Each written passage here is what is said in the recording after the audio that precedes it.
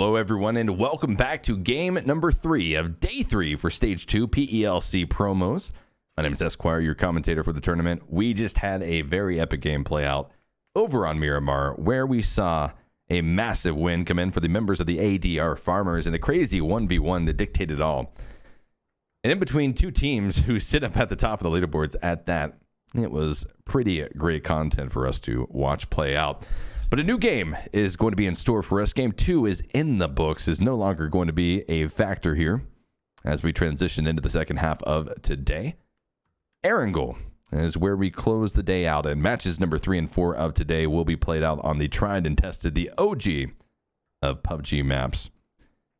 A dominant lead currently held by Fight Club, but as we kind of focus on I think the main focal point of the leaderboards, it's going to be that 9th place cutoff. Teams on the cusp, teams very close to pushing themselves up.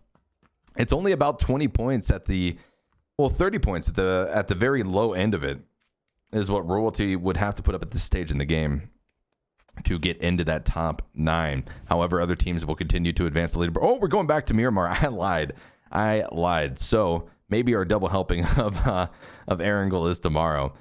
But color me a liar as we enter into match number 7. Plane path going to be in the air here as we soar across the desert. Different flight path than we saw in the previous game. Match number 2. It's going to be starting maybe slightly off center. Just a tad off center, favored over towards the western side. But from north to south, most of our team's going to be fairly comfortable with what they're looking at.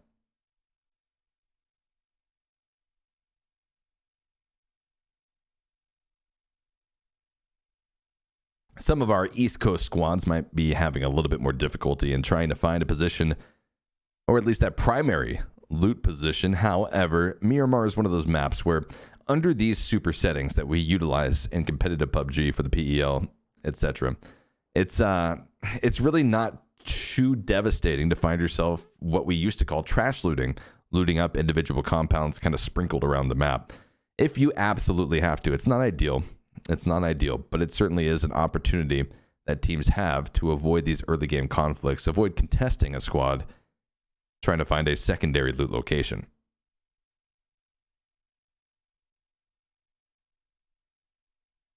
All of our players have been kicked out of the plane, left to their own devices to try to come up with a successful match here in this round, and we will see another interesting circle.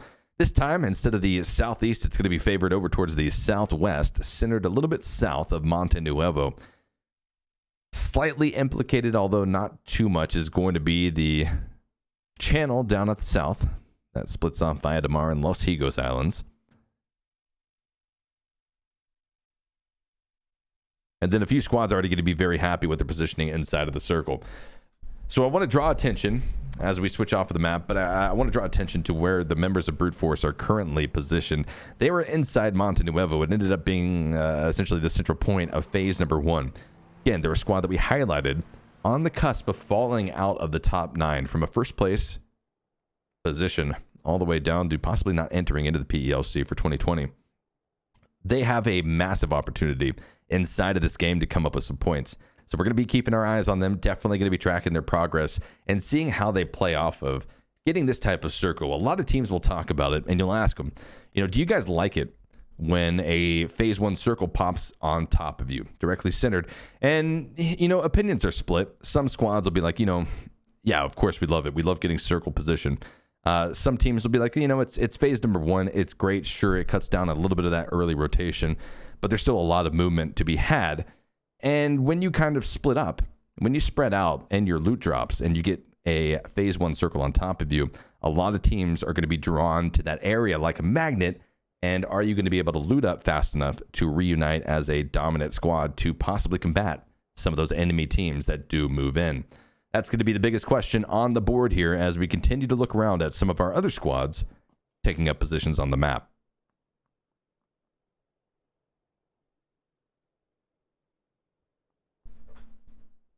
Boris going to be holding on to Cruz del Valle. Sando and the rest of the crew going to be looting up in a very wide split, one that affords them a good bit of efficiency in this loot rotation.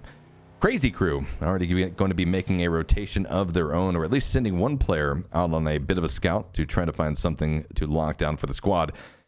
rolling up onto the hillside. Believe we're going to go with Algae as the player name. If I'm incorrect in that chat, please let me know so that I can correct it moving forward. But it's going to be trying to scout out from that high ground position. We'll likely be able to see Tony team if they continue to keep their eyes trained in that direction and fully scouted. Hakkapeliittas, Toria Humada, a northern position, staying true to those northern positions. Popping back over to Brute Force. This is what you like to see. Brute Force is already going to be setting up a bit of a defense here. It's going to be HalloSenpai spotting out the Istanbul Wildcats, starting to encroach slowly. They've got a little bit of distance. They're on the opposite side of the hill. That's about 100 or 150 meters that separate these two squads. But putting up a little bit of pressure to keep them at bay. Whether or not it works for long, we'll have to wait and see. But it certainly is already that type of defense, that type of aggression to defend that centralized area that we were just talking about. Intruders over here. Mkaelovich going to be picking up the contents of a beautiful early game crate here, but also under fire. We'll be losing the Bronco because of it. And Legendary of the Preachers will be falling to a vehicle mistake as well. No kills claimed yet here inside of match number 3. Still going to have 16 teams alive and all 64 players. And Legendary is not going to be the first blood of the match. Major is right there to pick his fallen teammate up and say, don't worry about it. These are the types of situations that unfortunately can happen in PUBG. Thankfully, it wasn't in the presence of an enemy squad. HalloSenpai is finally able to find that connection. There it is, the headshot with the SKS onto one of the members of the Istanbul Wildcats. A good start to the game coming in for Brute Force already. Apocalypse going to be split off from the other 3 members of this Istanbul Wildcats crew. As Ginzo pushes over, you can see the Preachers going to be just down the hillside, and the other members of Brute Force have pushed off of that Monte Nuevo loot spot and are going to be pushing in to the Wildcats because of it. That first knock might be lending itself to a little bit of aggression coming out to try to capitalize on the advantage they hold for at least a few more seconds.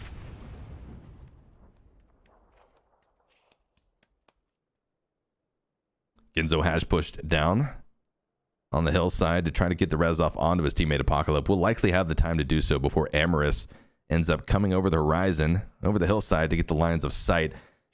Pushing up though, we can see from our perspective they should be able to spot something soon. Ginzo's head about to poke over that little bit of defilade they hold on to on the hill. Somehow Ginzo remains undetected. That valley that leads up this hillside playing a massive role. That's maybe a few degrees of an angle from being able to... Oh, there it is. The spot comes out. The head of Ginzo pokes over, and AmerouuS is going to be tagged down immediately in return fire coming out from the Wildcats. About 50% HP forces AmerouuS back down the hillside to get onto the back of the bike. And Brute Force will continue onwards. Again, Brute Force is not a squad that can afford to take any more 0-point games. They've got to put up at least a significant amount of points here to stay comfortable, or else these last 6 games are going to be very difficult for them and very sweaty. A lot is going to be on the lines.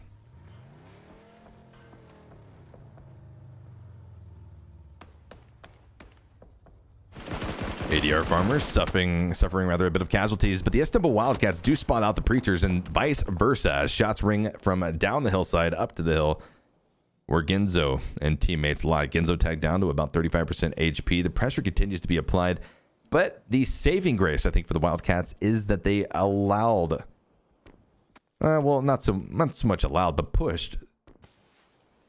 They pushed Brute Force off of that position, so we won't really have to worry about the pinch right now. But in this commotion, look at this. The aggression comes back out. Brute Force going to be pushing back over to the east, trying to pinch down the Istanbul Wildcats. I like it. They recognize very quickly that the Wildcats were in a tough place to have to work off of, and now AmerouuS, HalloSenpai, and Mackenzie are going to be aggressing on top of it. AmerouuS with the first knock onto Laza. Molotov is going to be flying. This is what you like to see. Hopefully, the members of the squad can come up victorious on top of it, because this would be a hell of a way to start the game. But as you see, these wide open hill faces of Miramar do create some interesting obstacles to maneuver around. Third party going to be coming out from both the north and the south.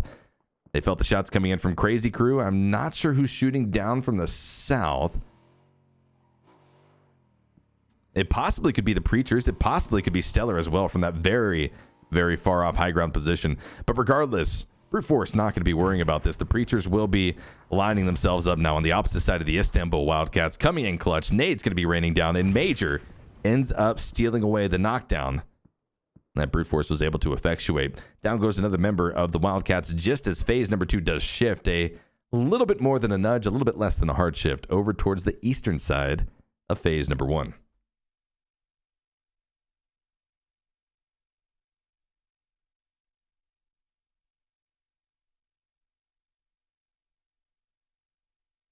Circle does favor the position that we were just looking at, where the Istanbul Wildcats were faced off against the Preachers. Fight Club going to be rolling in off of the northern side on the base of the hill, while CrazyCrew continues to light it up. Our two teams in orange are going to be going head-to-head here. Well, not so much head-to-head as much as just CrazyCrew pounding shots into the backsides of Royalty, trying to secure the warehouse compound just directly to the southwest of where they currently hold. This area of the map is one that could become a bit of a hotbed for destruction as we continue on here.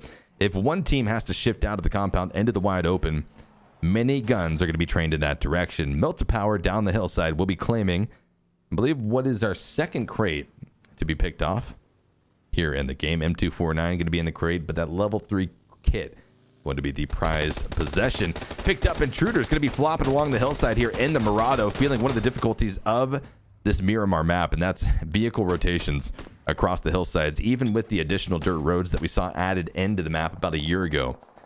Things remain fairly difficult. You have to try to make the best rotation possible, and sometimes you're left with this type of a track. And it doesn't get easy. Sabin moves up for Tony Team, is able to find the second kill onto the Intruders, and here are your remnants of that Intruder squad. The other two members going to be pulling back off the opposite direction to avoid conflict entirely.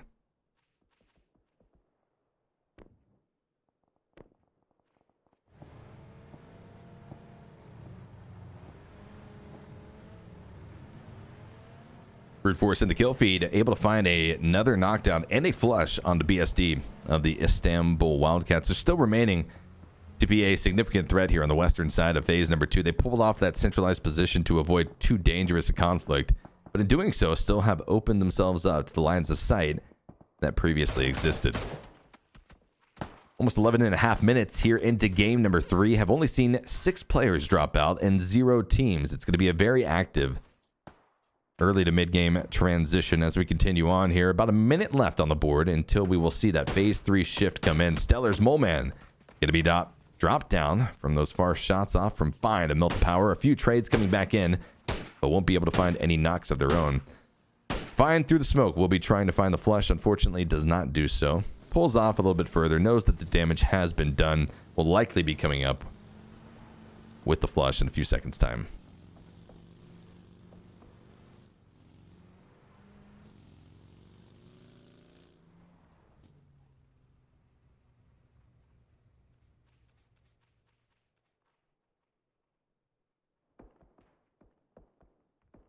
Boris is perfect god, and the rest of the team going to be holding on just outside, off to the, I believe, the east of where CrazyCrew is holding. This is the northern side of the circle, the area of the map that we all but expect to pretty much light up here once we see this phase 3 shift in a few seconds. Everyone holding their position until that time does occur. ADR Farmer still entering off of the blue zone all the way down to the south. Shift comes in. It's going to be that shift up here towards the northwest.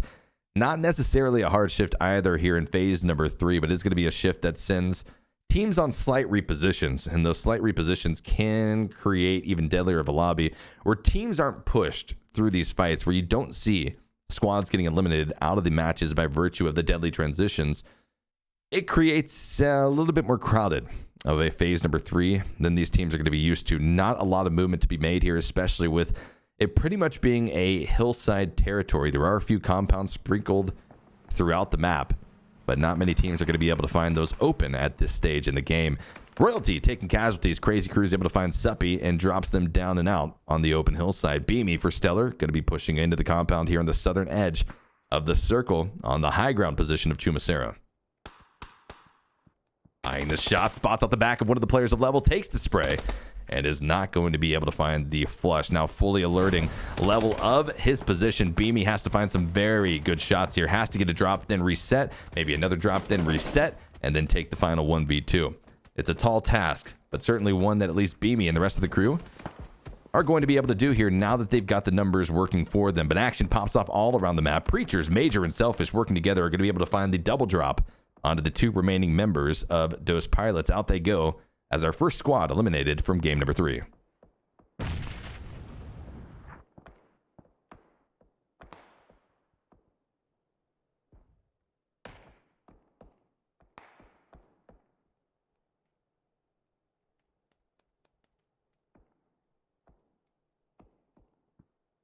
These teams up here were not forced to move by virtue of this northwestern circle shift in this phase of the game. And it kind of gives us a bit of a repeat of what we had previously seen in the last game from Royalty. These compounds can act as a very good false sense of security for these squads if they allow other teams to secure outside positions on the terrain. It pretty much funnels them in and gatekeeps them from any type of exit should they get shifted upon. Blue zone moving in, 40 seconds on the clock. And teams are now starting to rotate through that high ground part of Chumacera. ADR farmers who have been hugging the southern edge of the blue zone for the entirety of this game, essentially, are now pushing up. And they will likely have to face off against Level here soon. They're a team with 3 alive versus Level, who I believe has a 4 stack still going to be up.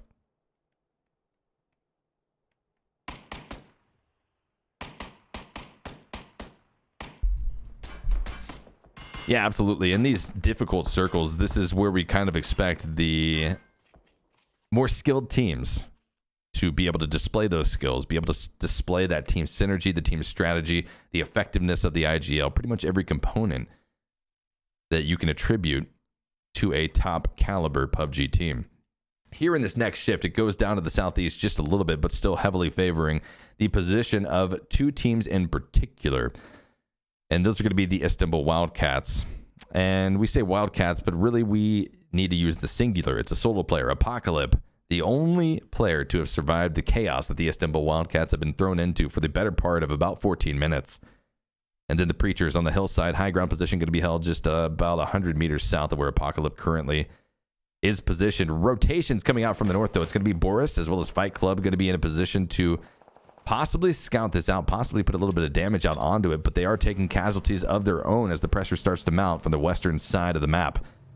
Boris has crashed into the northeastern side of phase number 4. Will be inside of the gas station and will be fairly comfortable. I mean, it's going to be hard cover for them to work off of, but it is going to be that across the road position where if they have to shift down to the south, if Fight Club is able to recover off of this, it's going to be tough to do so.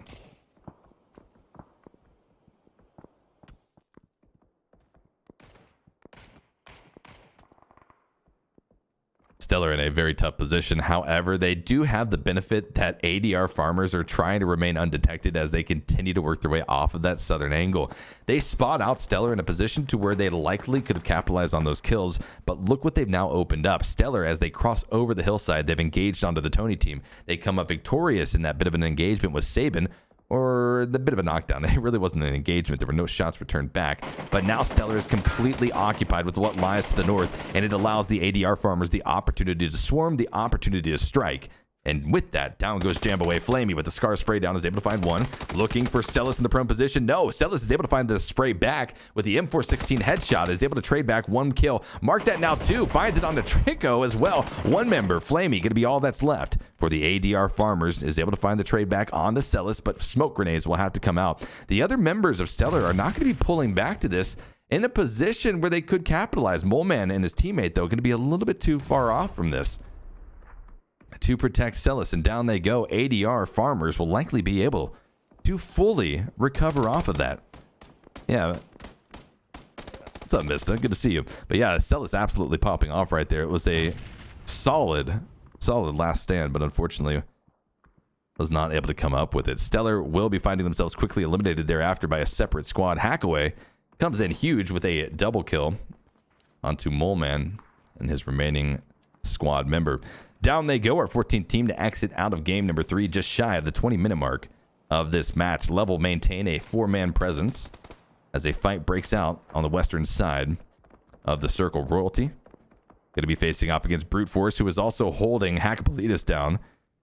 A messy, chaotic engagement over here to the west, where Brute Force, with all 4 members alive still, is going to be hoping to come out of this alive with even more kills than they've currently been able to stack up. 2 in the pocket for a squad that really needs some big performances here. Again, they've slipped massively off of the day one games that we saw them play. But everyone has a bad day. We'll see if today will be the moment that things change. Tony team in 13th place position will be finding themselves exiting out of the game. A squad that found themselves picked off essentially as solo players throughout the first 20 minutes or so. Circle shift comes out. It's going to be going once again towards the north. It keeps the members of Boris safe. That's the biggest, at least, impact that I see from this. Boris was in a position in the gas station across the road that was more likely than not going to get shifted out. However, it didn't. CrazyCrew is going to be the team that has to make that adjustment off of the northwest as teams begin to rotate off of the southeast. HaKoHe, the team that eliminated Stellar, is likely going to be clashing with the ADR Farmers, the team that really kickstarted the movement of Stellar up towards the north and end to the guns of that HaKoHe squad.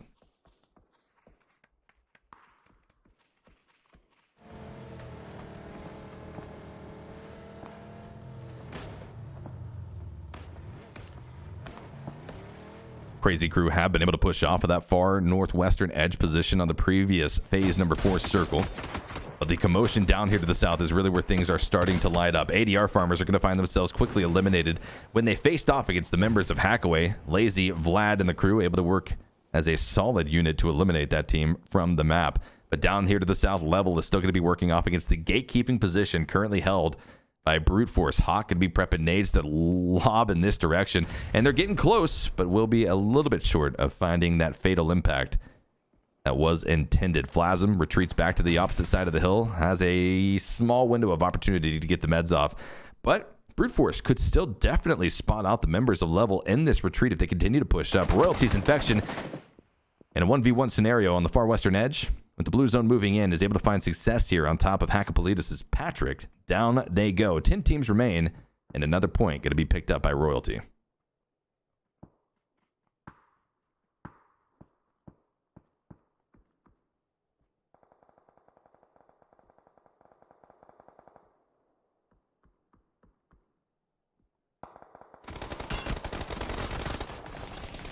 Royalty trying to make that rotation. They were far outside of the blue zone in that previous 1v1 engagement where we saw Infection pick up the kill. But unfortunately, the terrain a little bit too difficult, a little bit too crowded to easily thread that needle. Multiple teams are going to be dropping out here. This is the critical moment of this Miramar match, and Level will be the second team to drop in a matter of seconds inside of this lobby. And now a third. 8 teams remain, 27 players alive as HaKoHe continues to maintain a position on the southern side of phase number 5. They've been able to hold this down and control it for a better part of this mid-game, but now as we enter into the late game, things could certainly change. Next shift comes out. It's going to be favored down towards the southwest. Shifts out HaKoHe from safety. They're going to have to make a slight rotation up here to the northwest where they could possibly spot out Melt the Power, Preachers, and the rest of the teams currently inhabiting the southern side of this phase 6 circle.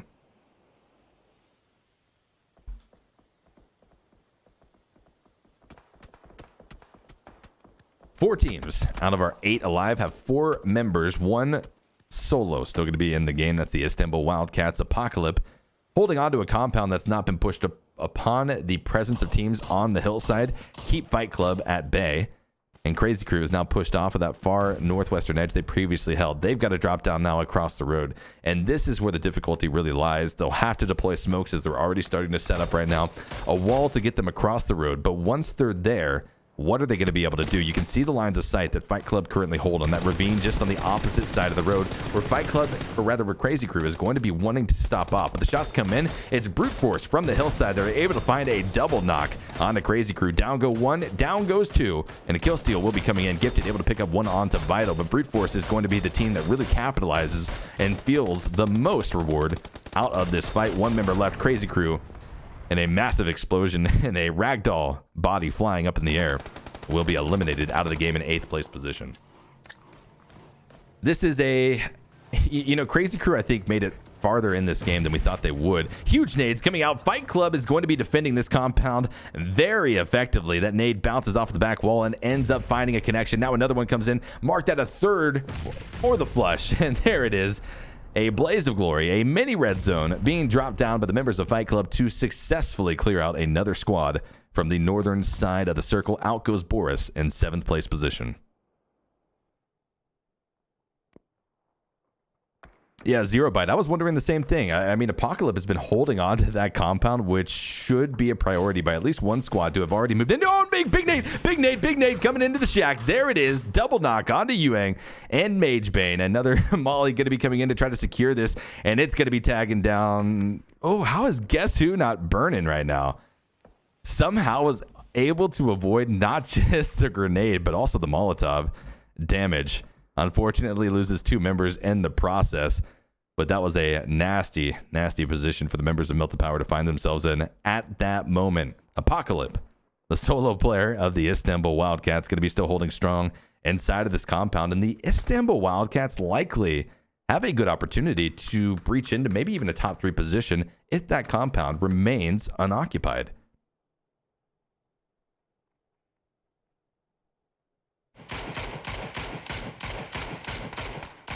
HaKoHe going to be continuing on this bit of aggression that they've been displaying throughout this match off of the southeastern edge of phase number 7. 30 seconds rather on the clock until the blue zone will start to creep in on this slight shift down to the south.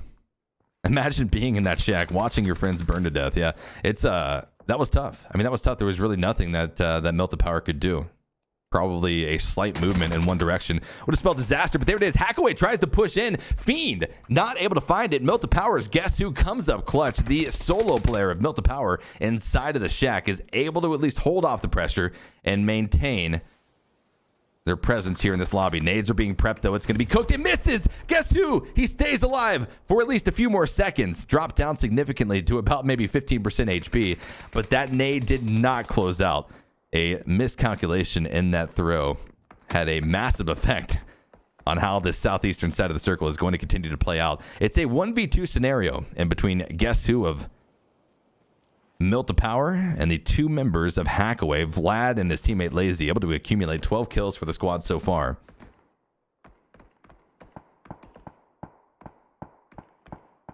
The smoke concealment has been, I believe, redeployed by Guess Who. Yep, there's the next smoke. Trying to keep this plume in existence as long as possible.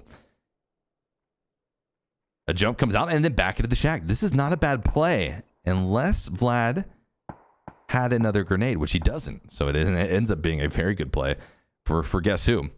It's surprising as well, given the fact that this is essentially going to be a 1v1 scenario. Lazy's position for HaKoHe up on the hillside really has no counter down onto the shack, held by Milton Power.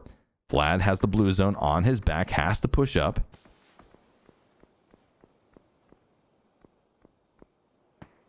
But Guess Who's not going to stop holding this door. A smoke comes in, trying to block off the line of sight from the shack, but Preacher, Selfish, has been able to spot out Vlad pushing up onto Guess Who. I believe both of those players are just on the outside and inside of the shack, holding on to that little bit of cover.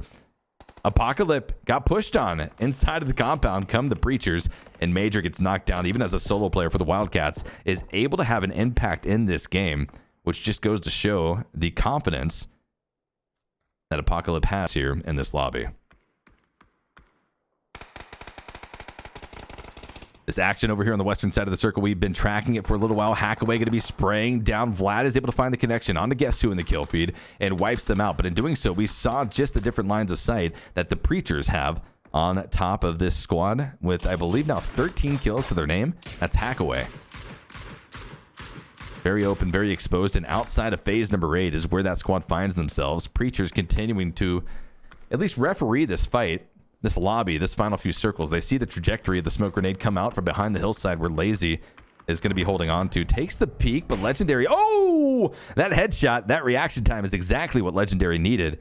And Legendary, indeed. Headshot comes in clutch, knocks down Lazy. And with the blue zone now on their back, there is definitely not much that Vlad is going to be able to do here.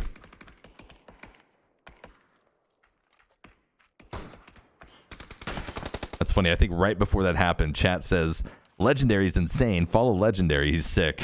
And then, yeah, gets a pretty nasty headshot.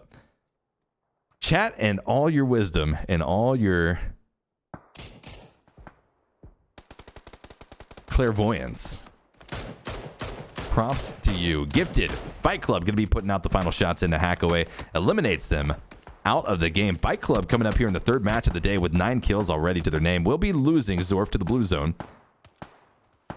which will translate into a kill for the members of Brute Force, a team that we talked about significantly throughout the day in a negative context. And I wouldn't say necessarily a negative context, just not in the best light. I mean, it's just true based off of their performance. You can't avoid the topic. However, they have shifted things significantly here in this match and are definitely clawing back at it now. Putting on a display a performance that we saw from them on day number 1 is exactly what they are doing here. Preachers now trying to work their way off of that high ground position. A wide open hill face is what they had to work themselves down from, and unfortunately are not going to be able to do so. A combination of shots from Fight Club and the Istanbul Wildcats will be picking apart that squad.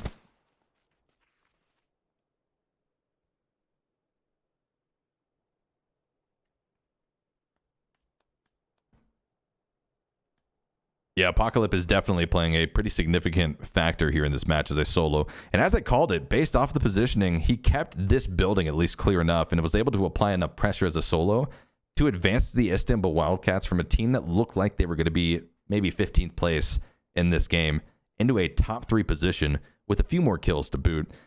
So I think, all 3 members that are currently dead on the Istanbul Wildcats, although still serving a role to pick up information for their squad member, definitely have big thanks to send over to Hakkapeliittas. That nade could have been huge for the members of Fight Club on top of Brute Force, but it missed just narrowly and landed inside of the wall.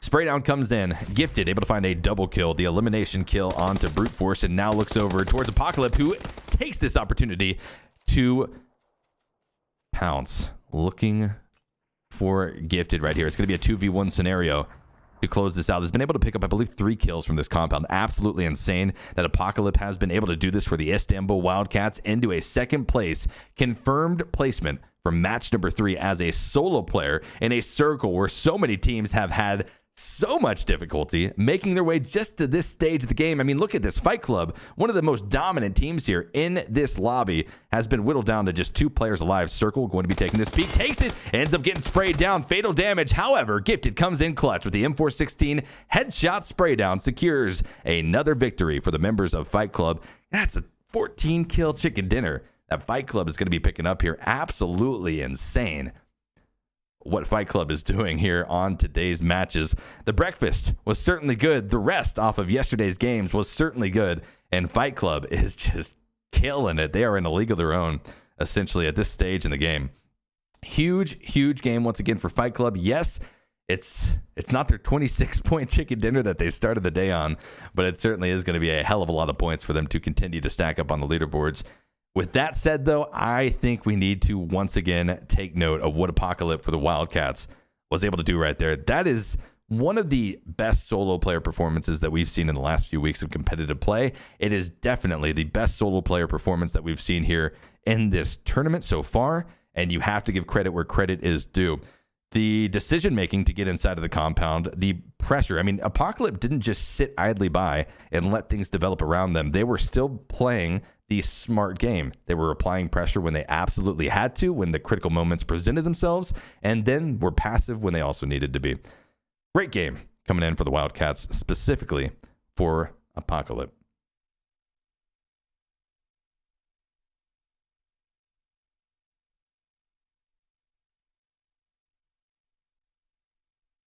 That is going to put game number 3 in the books. We've got one more game to close out day number 3 of this stage 2 tournament. Taking a look at that nade inside of the shack. I would love to see the perspective of Guess Who. I mean, he survived that first nade with about 1% HP, and then somehow the molly doesn't connect onto him in the corner. Absolutely insane how that eastern side of the circle played out around phase number 7, phase 8 transition. But yes, one more game on the books here today. It's going to be going over to Erangel. I promise, chat. I promise we're going to Erangel for game number 4. I don't think there's any way we play 3 Miramar in a row. The final moments here. Hakkapeliittas creeping around the side of the building. That was huge, being able to spot out one of those members of Fight Club. It really dropped it down into a game that definitely could have gone the way of the Wildcats. Here are your point totals from match number 11 of 16 played out. 2 teams, once again, walking away with 0 points from this match. It's going to be Hakkapeliittas and INTRUDERS not able to amass 1 point. Stellar and Boris, 1 point each. Definitely not what they wanted to walk away with, but it is a point on the board. Points are points, as they say.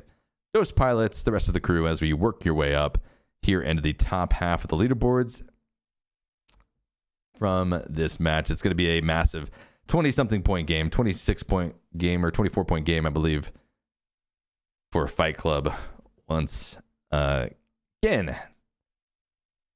Here it is, your top 8. 24 points, Fight Club, yes indeed, 14 kills, combo that with a chicken dinner.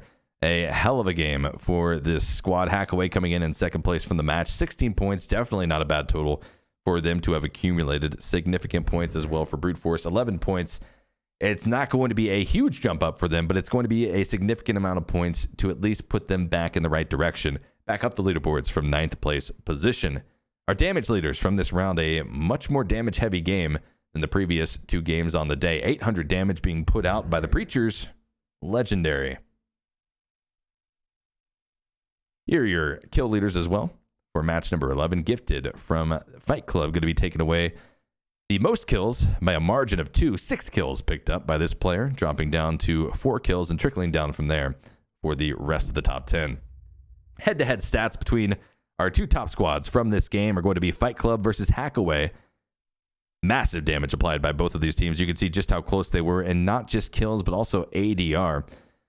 2,181 damage put out by HaKoHe. Individual players from these squads, VladKot and Gifted from HaKoHe and Fight Club respectively. Very significant damage coming out from both of these players. VladKot with almost 700 damage from this round. Picks up 4 kills. And then on the flip side, about 400 damage for Gifted with 6 kills. Here are your standings, though. After the 3rd game of the day, the 11th game of this tournament has been played out. Fight Club, almost 40 points ahead now in first place position. It's a 38-point lead over the Istanbul Wildcats. ADR Farmers going to be in 3rd place with 91 points. Melt of Power in 4th place with 79 points. And HaKoHe tied currently. I think kill points likely are going to dictate this, with HaKoHe being in 5th place and Tony Team being in 6th place. But at 77 points. Very close there, very close indeed. Teams are still going to have opportunity for movement here in the final 5 games of the tournament. 1 more match on the evening, and then 4 to be played out tomorrow. Same time, same place. Mark your schedules for tomorrow.